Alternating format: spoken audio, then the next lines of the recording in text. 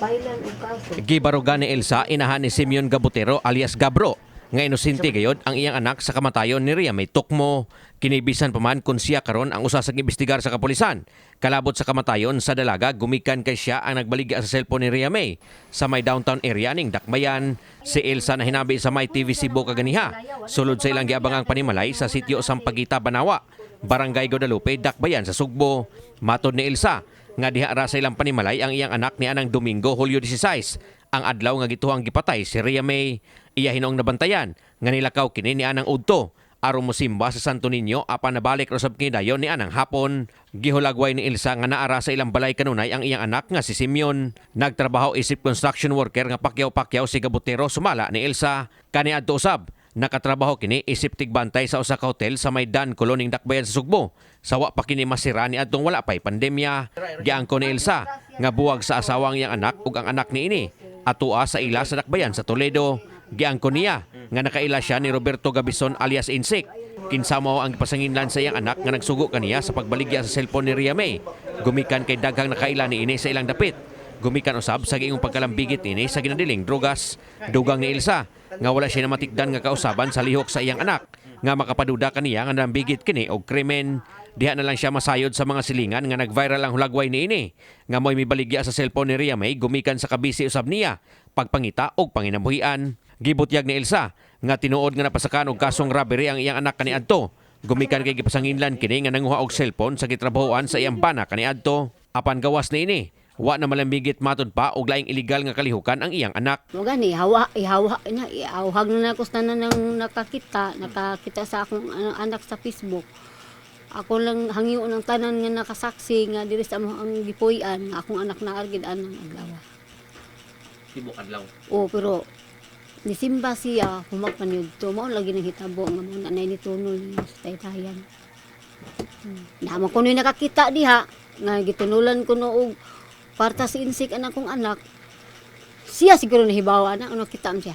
Sa pikas bahin ang asawa ni Roberto Gabison nga si Rowena. May paniguro usab nga labawng way kalabutan ang iyang bana sa kamatayon ni Ria May Tukmo. Si Rowena na hinabi usab sa May TV Cebu sa iyang bagong giabangang panimalay sa may sitio Sampaguita pipila ka metros gikan sa panimalay sa Banayng Gabutero. Bag-o lang matod pa siya may balhin og puyo sa dapit. Human nga didto nang sila magpuyo sa sitio Kabulakan ibabaw nga bahin sa sitio Sampaguita. Matod ni Rowena nga diha raw sab sa ilang panimalay ni anang Domingo, Hulyo 16 si Roberto. Gumikan kay adlaw kini nga Domingo ug ana usab ang iyang mga anak. Iyang gi-question si Gabutero nganong siya ang sugoon ni Roberto nga dili man sila kaila o higala. Gani siya wa makaila og makakita ni Gabutero sukad sa ilang pagpuyo sa dapit. Nagbalin-balhin matod pa sila sa sitio Sampaguita o Kabulakan. Gumikan usab sa problema sa abang tungod sa problemang pinansyal. Gihimog ata ni Rowena nga kuno galing uyab ang iyang bana og si Ria May. Imposible walay makasumbong kaniya kalabot ni ini. Gikan sa mga silingan hangtod na sa mga kaila ni ini diha sa ilang lugar. Giangkon hino niya nga nalambigit sa ginadling drogas ang iyang bana og kaduha na bilanggo. Din siya usab ang tigbisitaan ni ini sa bilangguan. Ang pagalambigit siya ang bana sa ginadling drogas mo'y usa sa nakitang hinungdan ni Rowena nga gitudlo siya ni Gabutero sa kamatayon ni Ria May. Mas ko kapabod nga na siya kapit-kapit. Wala jud na siya sir. 22 ka tuig na mi sir.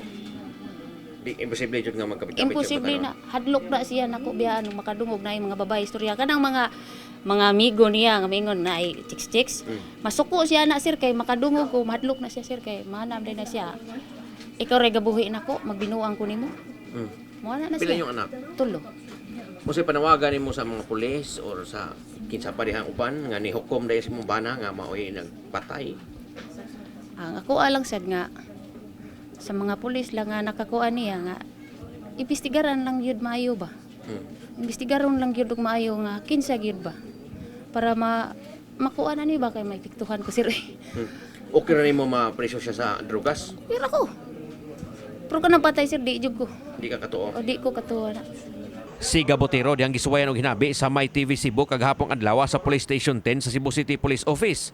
Nagdumili na pagluwat og pamahayag sa pasangil nga iyang giatubang. Gumikan kay matod pa niini. Gikapoy na siya og atubang sa mga tigbalita. Kini si Greggy Magdadaro alang sa May TV Cebu.